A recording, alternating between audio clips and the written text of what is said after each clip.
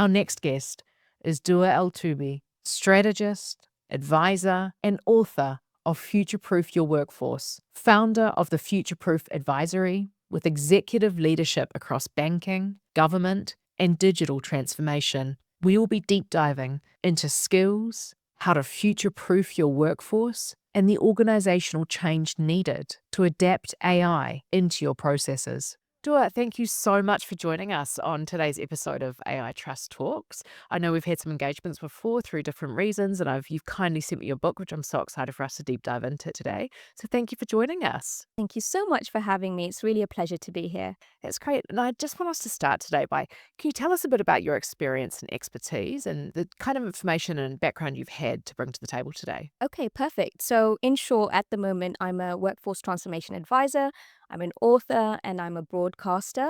I'm also the global director of digital partnerships for Women in AI, which is a global nonprofit aiming at increasing gender equity in AI. How this has all come about is as a result of 12 years in corporate looking at strategy, M&A, and specifically organizational turnarounds and transformations. All of that from a people perspective. Well, it never started from a people perspective, but found myself in HR. And I also happen to be both head of HR and a director of digital transformation because I've studied digital transformation extensively and emerging technologies. And so now I help organizations bridge the digital skills gap with a massive focus on nationalization, being a GCC national. I think that's the one thing I'm so excited about today is people are, and if not should be, at the forefront of AI. And I want us to deep dive into a bit about the book and workforce transformation and how organizations need to be ready in the age of AI. And then we'll dig into your thoughts around where we're going with AI as well. So before we get tactical, what drove you to write the book Future Proof Your Workforce, and what gap were you trying to close? So, funny enough, this book was never intended as a book. It came about out of a problem I was facing in my career, a real institutional pressure. And that pressure turned into a doctoral research program, which then turned into a book. And at the time, I was part of the leadership team that was building the UAE's first digital Islamic bank. And as building a digital bank, what goes with that is digital first strategy, which meant closing physical branches. Most of our UAE national population sat in those physical branches, right? And this is not uncommon across the GCC. In Oman, where I'm from, it's 95% Omanization rate in banking. Saudi, very similar. And in the UAE, the central bank puts a lot of pressure on Emiratization. Where the nationals mostly sit, usually are in the branches. So this problem, I said, this is not a UAE problem. This is not a bank problem. This is not even a financial services problem. This is a GCC problem, and we're going to face this across different sectors.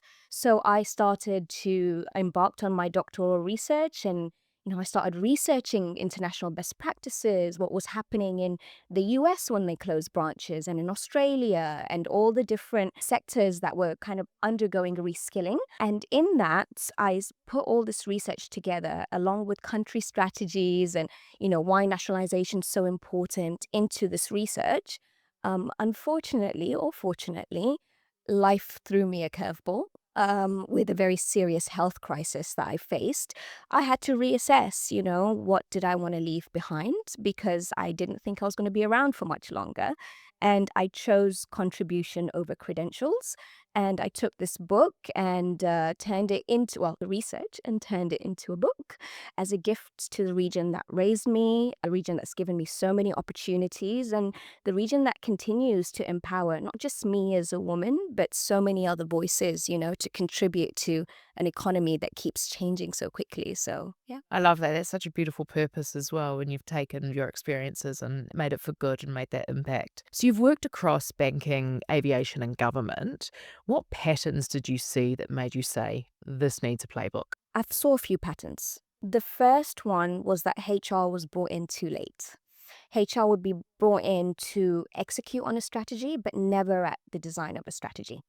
The second pattern that I kept seeing was that nationalization and digital transformation were both conversations that were happening in the organization, but they were happening in separate rooms, in separate meetings, and with separate leadership teams. And in my view, they're both workforce transformation challenges, so they should be in the same conversation.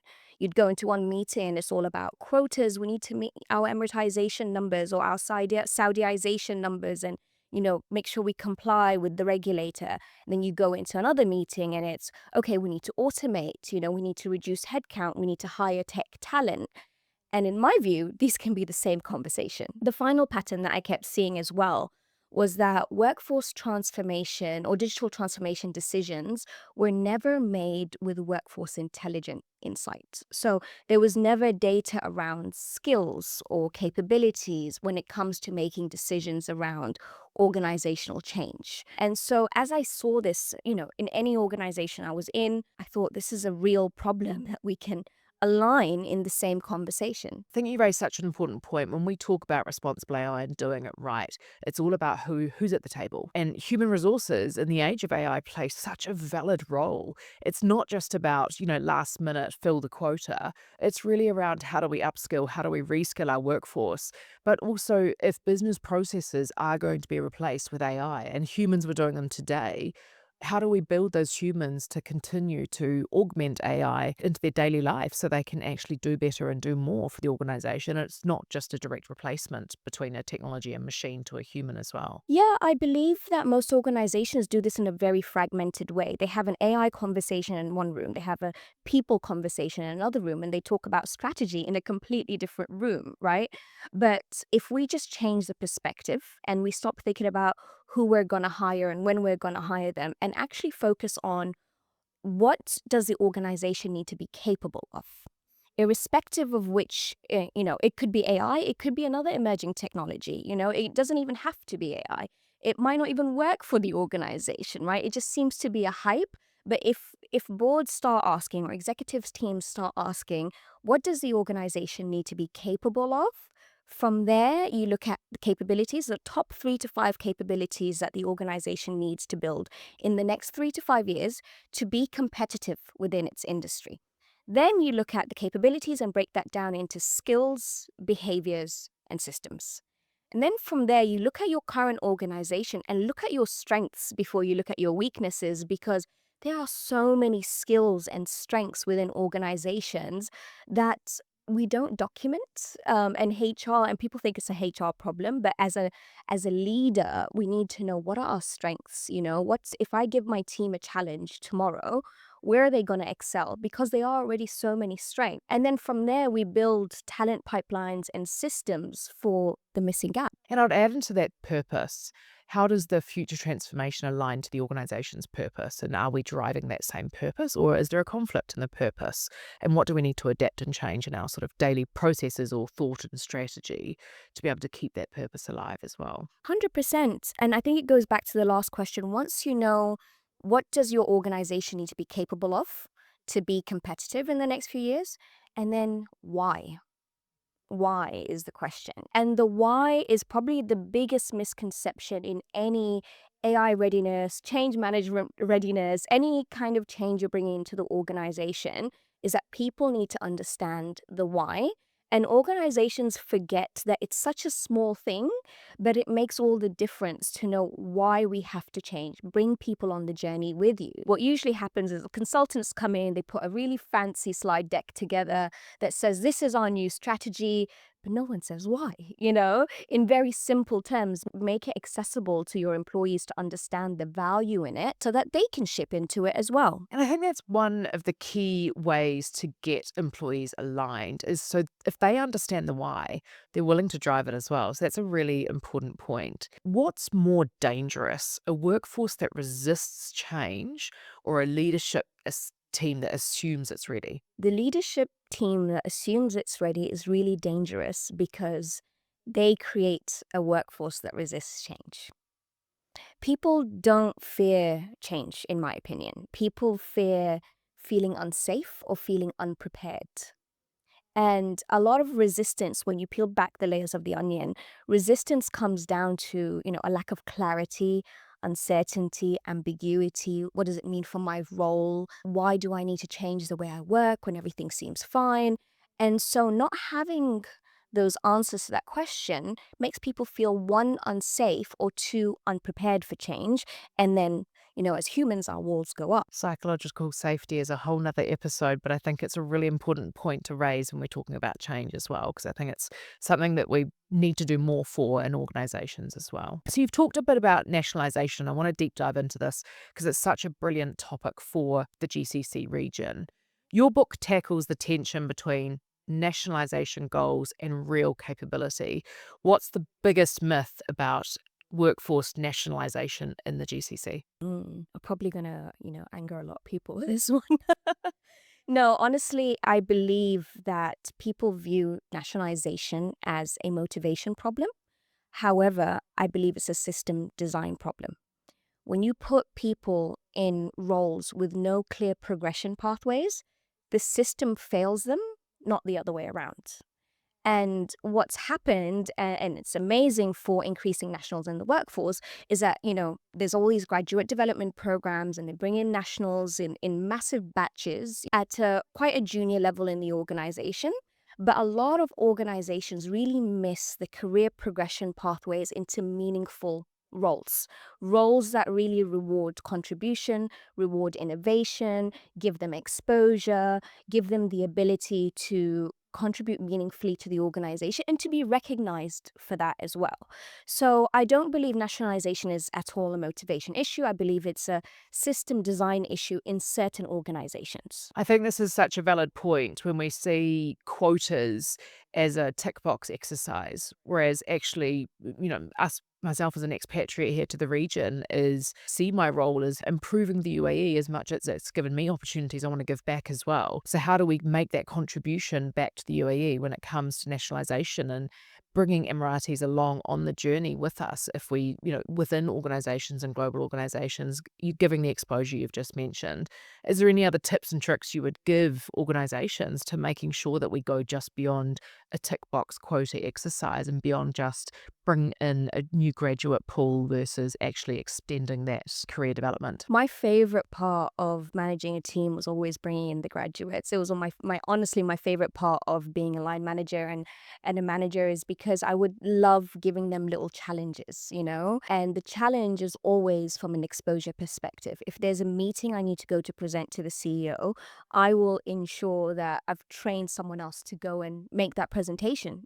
I'll be in the room, I'll hold their hand, like from a distance, not physically, but figuratively. And I love empowering nationals, even if they're way below the seniority level, to do that. It makes such a difference in one, exposure, but to confidence, to the ability to say, put your hand up and say, hey, actually, I have an idea. Because that was honestly my biggest struggle going into the corporate sector, was feeling confident enough to share my ideas and know that my ideas didn't feel silly or stupid in the room. And I'm very fortunate because I had amazing managers, amazing mentors, amazing people from different parts of the organization that really motivated me to share my ideas, put my hands up. And I am definitely, my career entirety is, I'm definitely a product of amazing coaching and mentoring and line managers that, gave me the opportunity. And I'm very grateful for that. And so that's the best thing that you can do for anyone, is just put them at the forefront. People make mistakes. I made so many of them, and I learned from them. And that's how it happens. Leadership matters, and we all grow into leadership roles as well. And our own experiences make us better leaders as well. I love the point you raised because it's actually something for various people who have been part of my teams historically.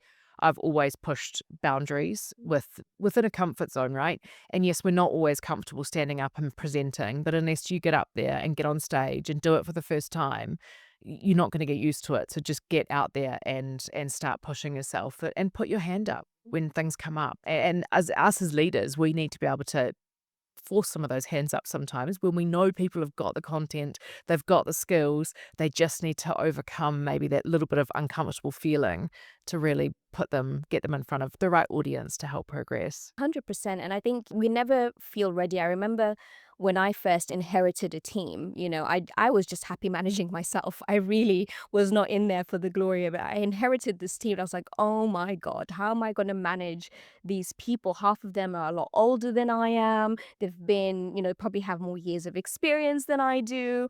And, I wasn't ready. But guess what? I figured it out, and just being open and honest with this team, the most amazing team I've ever had. And, I'm still in touch with all of them and love them dearly. They definitely educated me, as much as I was supposed to educate them. It definitely goes both It ways. certainly does, and I think some of the growth points we have as leaders is what we learn from our team, and, those that have the courage to kinda speak out and say, "Hang on," reconsider the way you approach that or did that, and then we learn as leaders and keep going, and it's important that we manage up as much as we manage down, but balance the 2 together as well, and Yeah, absolutely. And Gen Z, they just teach you so much. There's a lot that I'm like, how did you get that done so quickly? Like, oh, there's this tool. I'm like, oh, great, amazing. I've learned something new. all types of diversity, whether it be age, ethnicity, nationality, we learn from it all. They've all got to be at the table. What does good workforce planning look like where national ambition meets digital disruption? I believe it's having the same conversation in the same room with the same leaders, And it goes back to my earlier point of understanding what the organization needs to be capable of. And then from there, building out your capabilities into skills, behaviors, systems. And then from there, you really put in a pipeline of where you want people to go. And in that, you just make sure that nationals are in some of your critical roles, even if it's not the highest seniority. You make sure that there's a succession plan and a proper career pathway that goes along with that. And I think it's not just, oh, hey, you ticked the Saudiization box or the Omanization box or the Emiratization box. We've hired these people. It's no, what are us as an organization? What do we need to be capable of? And what are we currently doing that's already, meeting those targets? And where's the gap? The gap turns into your talent pipeline and your plan that incorporates, the best talent, whether it's expats, nationals, it doesn't really matter, but it's looking at the whole organization as a holistic solution, as opposed to having fires, putting out fires every quarter when a new target comes up or a new policy comes up. If you look at it as a holistic overview of where do we need to be within the next 3 to 5 years, plan accordingly, and you do it once, you're going to have very minimal kind of interference outside of that. It's a bit of a mindset and cultural shift when you're going from let's just fill a quota versus we're an organization that wants to make a difference in this region. Therefore, as part of that, we must upskill, reskill, nationalize or locals to be able to fulfill the quotas, but also progress through the country and benefits from the country that you're gaining as an organization. Yeah, 100%. And honestly, when you have a very holistic approach at where are we and where do we need to be, and look at it and not just as people, there's also behaviors. What are your organizational behaviors? Do you have the right culture? Do you have the right value system in place? I know there's a question coming up on agility. I believe that's a purely a behavioral thing in an organization. How quickly can we get things approved, get things to market? Are there a lot of layers in between?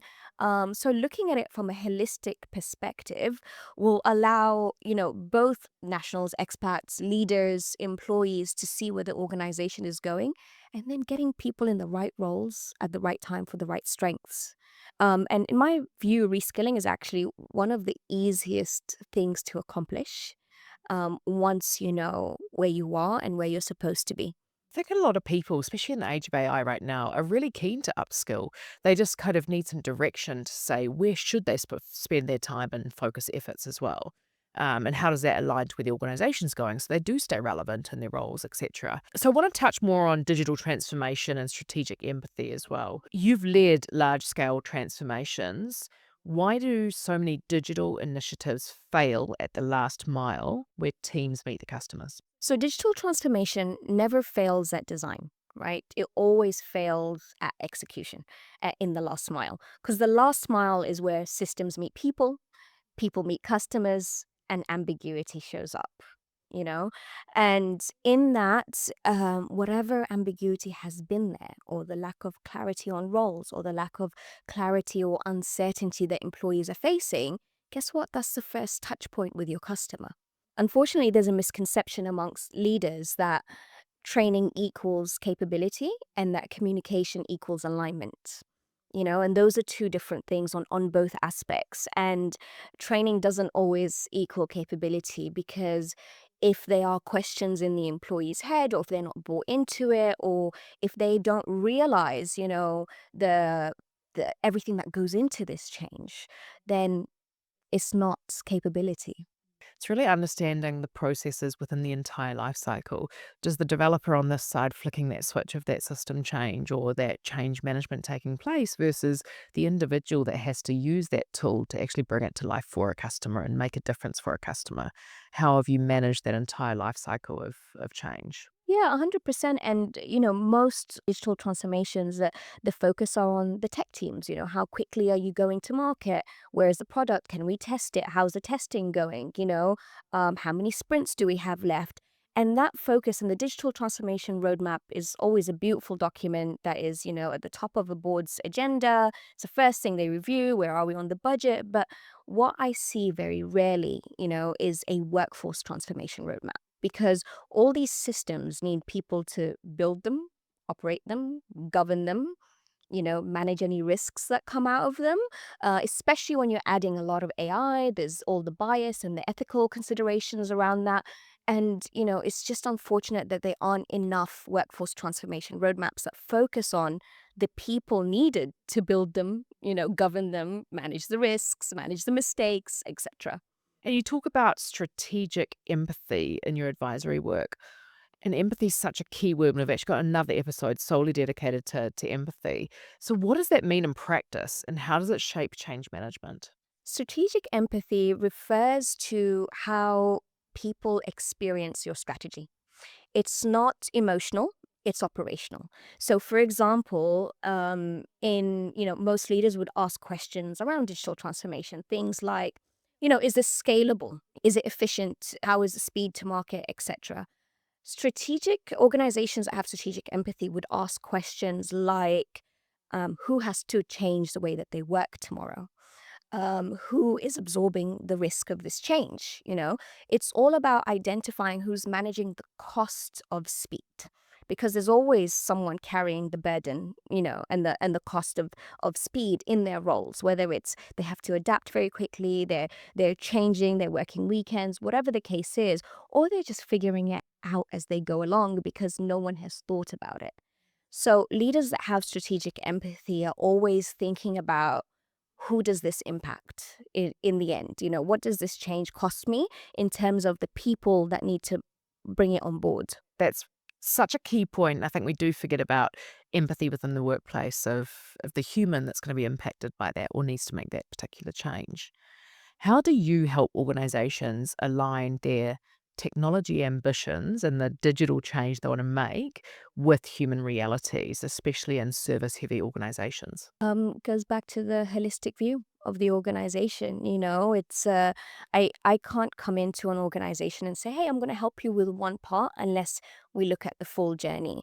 And most organizations to start by looking at, where do they want to be in a few years, identify those capabilities, build them into the organization. And then from there, we look at their tech stack and where their tech stack is today and where their tech stack needs to evolve to and where they need to be in a few years. So, for example, in the financial services sector, you know, in 5 to 10 years' time, most banks might need to understand blockchain, and what comes with that level of technology. You might need things like blockchain authenticators, blockchain engineers, etc. So, do you have the core capabilities? I'm not saying the job or the role, the core capabilities of those skills embedded in your organization. 9 times out of 10, those skills are there. And there's only like a little missing gap to upskill people. Again, these people are in the wrong roles. They might be people that have a massive engineering focus. They might be doing a lot of engineering from an AI perspective or from other, disciplines. However, it's just that little upskilling on the blockchain side that you can do ahead of time that makes you ready for the change when it's coming. So it's about stopping, taking stock of what you've got once you understand where you need to go. And then from there, we build talent pipelines and we build training pathways and we build actual kind of workforce transformation tools. We get people in the organization going on training programs, but coming back and actually using a hands-on approach to make sure that what they've learned is actually they've done it in reality. It's something tangible in the organization, you know? Yeah, we always have the, strategic conversations at a senior level within an organization, but how does that truly translate down to how would we make this happen? Whether it be blockchain, digital assets, etc. Where is that upskilling of our employees, and at what point do we invest in the employee upskilling for us to be organizationally ready for that particular change? 100%. And when I was part of the leadership team that was building the UAE's first digital Islamic bank, we were given the task of doing this, but it was the pandemic. So, in traditional ways, you have a new strategy, a new budget line, HR are given target, go and hire people with these skills. We couldn't, we physically could not get people in the country. We couldn't get visas issued. We couldn't get people out of the country. So the bank was built with the existing management team.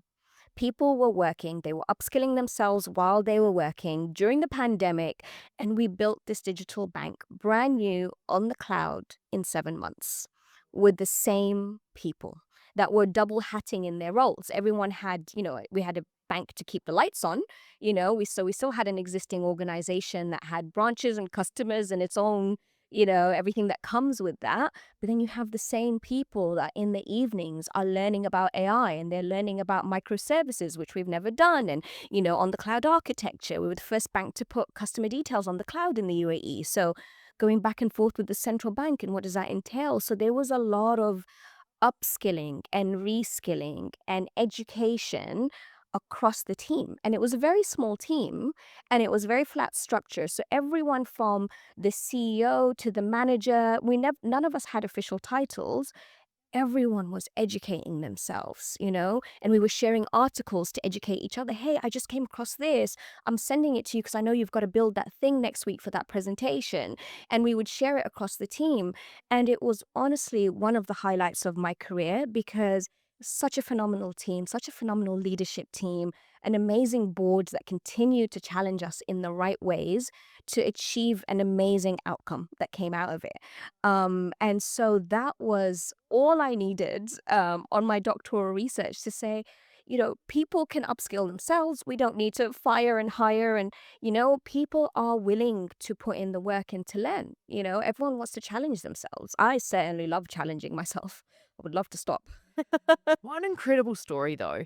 Not only are you building the first and in a country, we always talk about how do you balance innovation and safety as an example, which you've clearly been able to do and you can showcase the results of that. But on top of that, you're managing a global pandemic and you're working within the resources you've got, right? So that's such an incredible story to be able to tell. Yeah, it's really a beautiful case study. Not, not just for me, for the entire management team and for the organization and for the country. It's such a once in a lifetime experience to do that during the pandemic. Of course, in the moment, it felt really difficult, really hard. We were on calls on Zoom meetings until 2 o'clock in the morning, and everyone was stuck to their laptop, and it just felt like this really chaotic time. Well, now looking back, it was chaotic in the best ways because you really stretched and learnt and you built something that's now living and working, and it was so beautiful. And that's when we grow, when we find ourselves stuck in those chaotic times, whether it be positive or negative.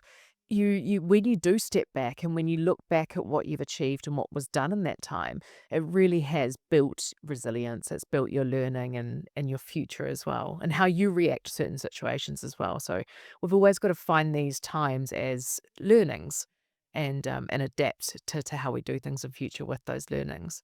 So I want us to talk more about kind of skills mapping and reskilling and also that key human machine collaboration. So your book offers tools for skills mapping and reskilling. What's the first step leaders often miss? The first step that they miss is they think that reskilling is this massive endeavor, right? And it's something external of them, and they don't know how to get their teams there, and it's easier just to hire new people that already have the skills. But what people forget is that each and every single one of us has moved jobs within our careers and taken our skills with us. And those are called transferable skills. And that a large part of the skills of the future you probably already possess within your team. And all you need to do is figure out the gap. And you only know the gap once you know where you need to go and the skills that you need to have. And then you look at the skills that you do have, and the missing part turns into either a talent pipeline or a training pipeline. Or if you don't have that gap, and what you can do is start to automate parts of people's roles to kind of free them up. And then if they've freed up 30% of their time every week, then that's 30% you put on training to get them to where they need to be. And so they are small tweaks, but it's a mindset of we can actually reskill, Just need to make sure we have the right people. And the right people doesn't mean a person with X degree or Y degree, or it doesn't mean traditional kind of qualifications. It means someone with the willingness to learn, the mindset to make mistakes and say, hey, I made a mistake, but this is what I've learned from it.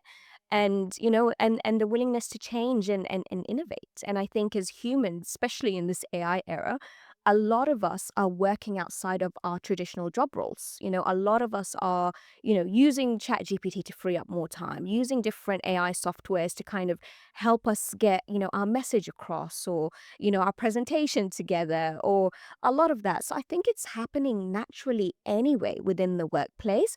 I think leaders just need to formalize it in a capacity that they can say, okay, I've unlocked this much time from my team every week so that they can now go and learn, X, Y, or Z that we need for the future. I always say the best talent you will have are those that have come from the business and have experience in how a business operates, whether it be in banking or a particular segment of banking, and moving into the AI era, right? And they don't necessarily need to become data scientists, but they need to understand how the business runs, and then understand a bit more about AI and how AI can support it.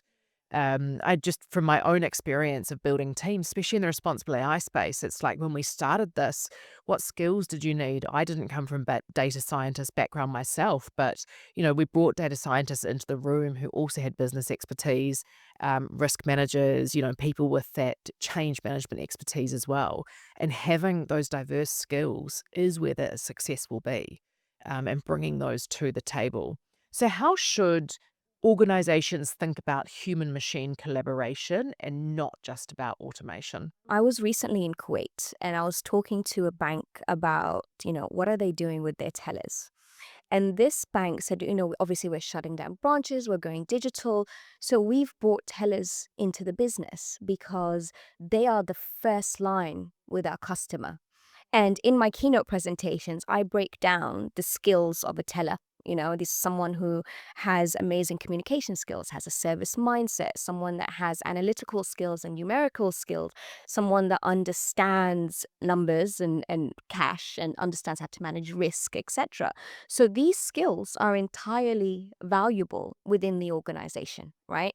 And bringing that into your organization to maybe inform you a little bit more about your innovation or your customer service challenges or even product development, which this bank in Kuwait was doing, is really harnessing the use of these skills.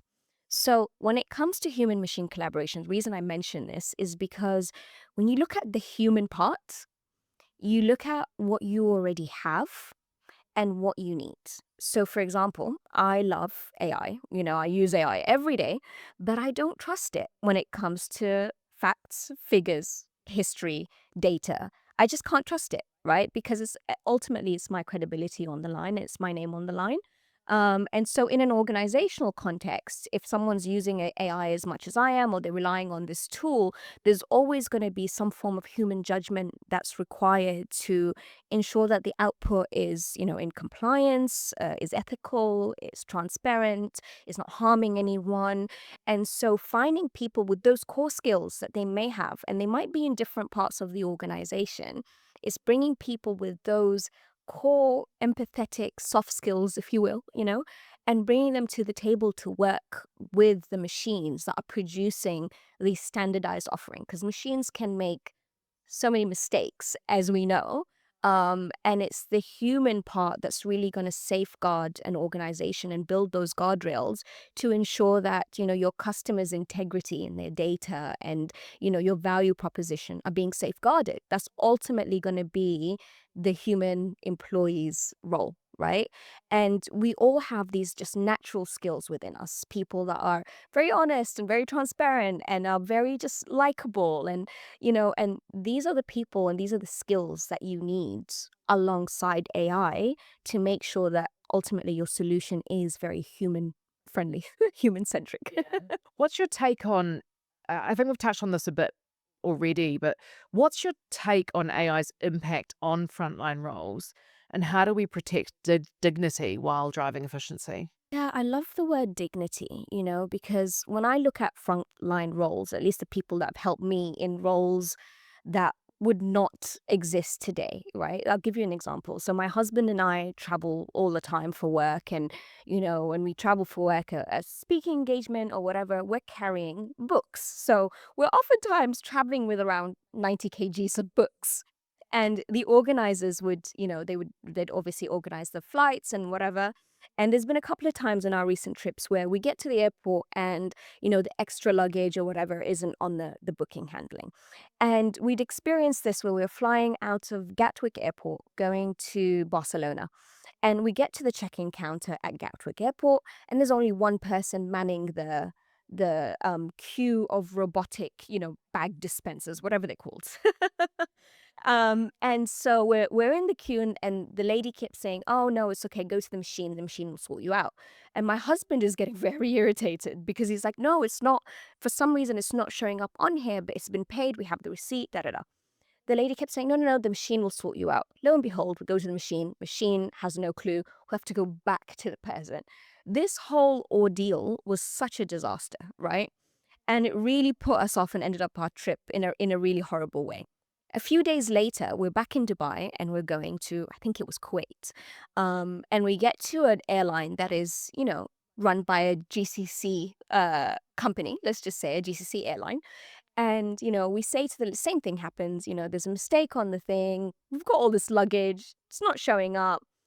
And the lady, her name was Aisha. Aisha says, "One second, I completely understand. It's probably a glitch here. Let me look into it for you." Aisha went off, checked everything out, came back, gave a solution. Here's your boarding pass, everything's sorted. And Aisha, on paper, her job will not exist, right? But Aisha was very solution oriented. She just purely loved helping people. She's a people person and it showed. And she was solution oriented and she wanted to get to the bottom of the solution for her own peace of mind rather than, helping us out. And people like Aisha just exist everywhere, you know? And so Aisha's dignity is in the fact that she loves helping people. She loves finding solutions. She loves being in a role where she deals with people every day. And she comes to work excited to deal with people every day, right? And so I believe in the whole frontline roles. I think there's something that the Gulf is doing very right by still keeping everything very service oriented because as soon as you travel and you're dealing with machines instead of humans, you see the difference. And there's such a place for people that just love people. And I just don't think it may reduce over time, right? But I think there are people like Aisha in every sector. You go to the hospital and you've got to deal with someone to understand your results. People like Aisha they just have such a place in the world and in organizations. And so I use an example, to airlines and to banks, Aisha and Fatima, the teller, that's helped us out in a similar situation and say, who would not want to employ Aisha or Fatima? I want to employ them. Who would not want to? Because ultimately she's good for your customer. And organizations need to stop looking past just skills on paper and looking at how do you actually want your customer to feel? You know, AI can definitely improve Aisha's role, but it's not going to make Aisha less of a people person. you know? I love this story and this example as well, where people are just make such a difference in the customer experience. So whether you are moving to more of a machine based, how do you still keep that customer experience in place? And you're right, the GCC has such an incredible way of putting customers first. I mean, the accessibility we have to whether it be, a 15-minute grocery delivery or something like that, it's just incredible. I know once my husband was on a flight from Dubai to New Zealand and, it's 17 hours and he said, "Oh gosh, I've left my phone charger at home. Can you order me one and, get it delivered to where we'll be staying in New Zealand?" And I'm like, "Buddy, you'll be lucky if that gets delivered before you leave the country, let alone like no disrespect to New Zealand, but there's such a consumer drive here where consumers and customers are just put at the forefront. And we need to continue and other countries can learn from what we're doing in the GCC with that whole customer experience. Absolutely. And that's why digital transformation, what might work for a bank in a different part of the world, in Germany or whatever, is not going to work here because our values are different. Our cultural values around hospitality, around making people feel welcome is such a core part of our cultural identity. And making sure that AI kind of if when we are implementing AI or other emerging tech, ensures that those values are still present. So it's not a cookie cutter approach. What works in Australia might not work here, and leaders need to understand that we need a very tailored approach because our workforce is different. We have different variables, we have different nationalities. The UAE is such an amazing place to work. I remember working for an organization where every week we would see how many more nationalities were in the organization. It would go from 42 to like 80 something, And it's such a different kind of environment that we can't think that what's working in the US is going to work here. Agreed. And I want to touch on another point you raised, which I think is critical in the age of AI. When you talk about your experience in an airport where, the machine failed and the human can't fix it. It's having that machines will fail and can fail quite easily, but what are your processes behind that to fix it? Is the human that jumps in to try and rectify, have they got the authority? Have they got the right processes and understanding in place to know how they fix that particular problem? And they don't. And that's why workforce transformation is as crucial, if not more crucial, than digital transformation because we can implement systems and that's the easy part. We pay, we put the system in, we implement it. Who's dealing with it? Who's dealing with what happens when it goes wrong? Who's dealing with what it means for your customer when it goes wrong? Who's talking to your angry customer when the machine did something wrong and it's got your company's name on it? You know? And that's what's missing, I believe, is having a workforce transformation roadmap that governs all of this and takes into consideration all of these nuances that happens when you're implementing AI, other technologies that impacts your frontline because it touches your customer. And so you've shaped high impact conversations on inclusion and AI. What does inclusive workforce design look like in the age of digital transformation? As a woman, I'm just so excited about tech because I feel like tech is such a stepping stone, for women, for minorities, for people of determination, for neurodivergence. I feel like it really has given us such an equal playing field. And I think now more than ever, I think organizations can use technology to really make sure they have a really healthy fabric of inclusive representation within their organization, people of determination. I really want to see more neurodiversity in the workplace. I really want to see more ethnicities, more religions, because when you're implementing technology, technology is as biased as a person that created it. And as an organization, especially in this part of the world where we are so inclusive, we are so open, we are so welcoming to people to come from different parts of the world and share their ideas and contribute to our economy, the AIs need to represent that diversity. They need to represent everything that comes with that inclusion. And there's very little organizations that are making sure that it's in their code. I want to touch a bit on the people of determination and neurodivergence. There's arguments to say that AI might start to exclude people of determination for various reasons, whether it be accessibility, etc. But there's also an argument to say, and there's some research out there at the moment, that tools like GPT or Copilot are actually helping people either with dyslexia or other neurodivergent segments to really help them do their day job. And I think we need to start doing more research and awareness around how AI could actually help segment of the communities that we operate in as well. So we've talked a bit about agility, but let's dig into it. How do you help institutions build agility, not just restructure? Agility is completely behavior based.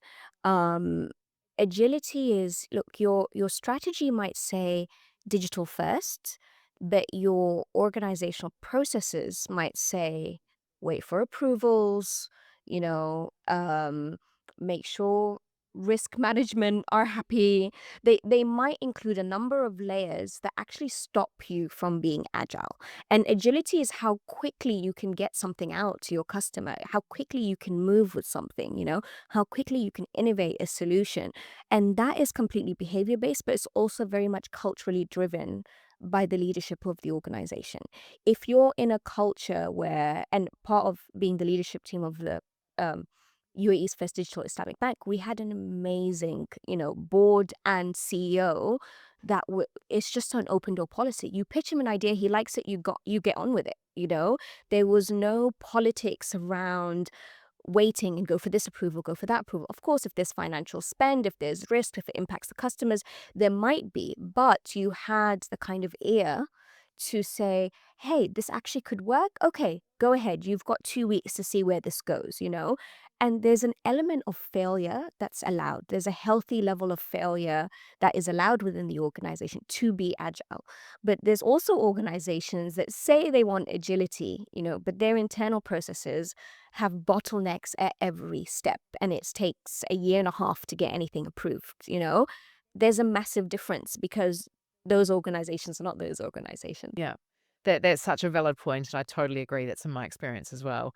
What's your view on the role of women in future-ready organizations, and what's still holding us back?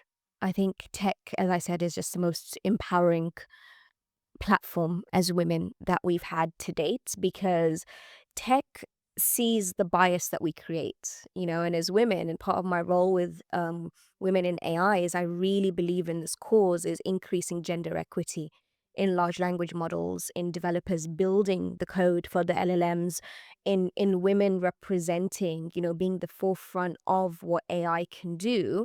It eliminates bias.